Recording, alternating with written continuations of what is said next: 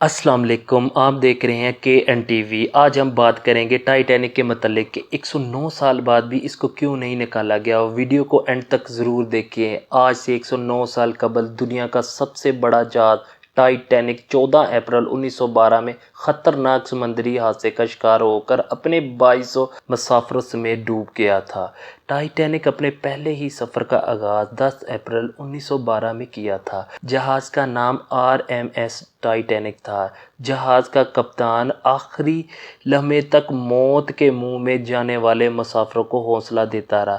دنیا کا سب سے پہلا بڑا یہ بحری جہاز 822 فٹ لمبا اور 90 فٹ اونچا اور 50,000 ٹن وزنی تھا۔ حادثے کے بعد اس کا ملبہ سمندر میں 3800 میٹر نیچے گہرے دس چکا تھا، جسے حادثے کے 109 سال بعد بھی اوپر نہیں لایا جا سکا۔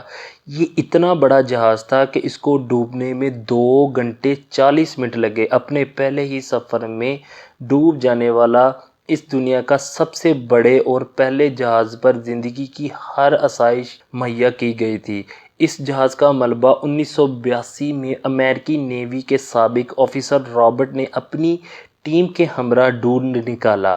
اس کے ملبے کی تصویر 2019 میں سمندر کی 11,400 فٹ کی گہرائی سے لی گئی تھی۔ یہ بدقسمت جہاز اپنے مسافروں کو انگلینڈ کے شہر ساؤتھ ہیمپٹن سے امریکی شہر نیو یارک پہنچانے کے لیے روانہ ہوا تھا۔ جہاز پر جہاز سمیت 2200 سے زیادہ موت کے مسافر تھے اور 700 کے قریب زندہ رہ پائے، جن کو لائف بوٹ مل گئی، اور اس جہاز میں لائف بوٹ بہت کم رکھی گئی تھی۔ اگر مسافر کی تعداد کے مطابق لائف بوٹ رکھی جاتی تو 3 گھنٹے میں سب کو بچایا جا سکتا تھا۔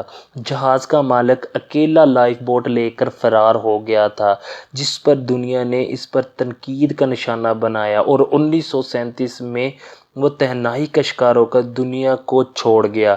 جہاز کا کپتان سمتھ جہاز کا وہ مسافر تھا جس کے جہاز کو ڈوبتے ہوئے آخری لمحے میں چھلانگ لگائی تھی، اور کسی نے اس کو لائف بوٹ نہیں دی تھی۔ وہ اپنی زندگی وہیں کھو بیٹھا۔ آج تک ٹائٹینک کو کیوں نہیں نکالا گیا؟ سائنسدانوں نے دیکھا کہ ٹائٹینک میں ہر طرف زنگار لگ چکا تھا۔ 5 سے 10 سال کے بعد ٹائٹینک کی بہت سی بری حالت ہو چکی تھی۔ اگر ٹائٹینک کو کسی چیز سے اوپر اٹھایا گیا تو یہ سب بکھر جائے گا، اور ٹائٹینک کا بہت سا حصہ سمندری ریت میں دھس چکا تھا۔ اور یقیناً ٹائٹینک ایک انمول ہے، لیکن اس کی بازیابی کی قیمت کون ادا کرے؟ یہ آپریشن ممکن طور پر ناکام ہوگا۔ اس کی چیزیں فروخت کرنے کے قابل بھی نہیں تھی۔ پانی کے اندر ثقافتی ورثے کے تحفظ کے متعلق یونیسکو کی کنونشن میں کہا گیا کہ ٹائٹینک کے ملبے جیسی سائنسی اچھوٹ ہے، اور اب اس کو فروخت نہیں کر سکتے، اور اب بھول بھی نہیں سکتے کہ ٹائٹینک اب ایک قبر بن چکا ہے، اور یوں ٹائٹینک کو وقت اور سمندر سے دور کر دیا گیا۔ اب یہ تقریباً ختم ہو چکا ہے، لیکن اس کو فراموش نہیں کیا جا سکتا۔ اور اس طرح کی ویڈیو کو دیکھنے کے لیے میرے چینل کو سبسکرائب کریں اور بیل آئیکن کو دبانا نہ بھولیں۔ شکریہ۔